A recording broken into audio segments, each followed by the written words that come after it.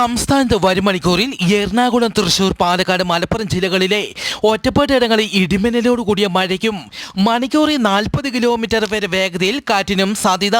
കേരളത്തിൽ വ്യാപകമായി മഴ ലഭിക്കുന്നു. ഒറ്റപ്പെട്ട സ്ഥലങ്ങളിൽ ശക്തമായ മഴയ്ക്കും കാറ്റിനും ഇടിമിന്നലിനും സാധ്യത.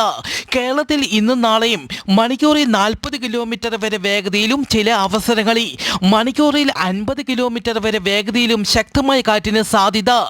ഇടിമിന്നലിന് സാധ്യതയുള്ളതിനാൽ പൊതുജനങ്ങൾ ജാഗ്രത പാലിക്കണം.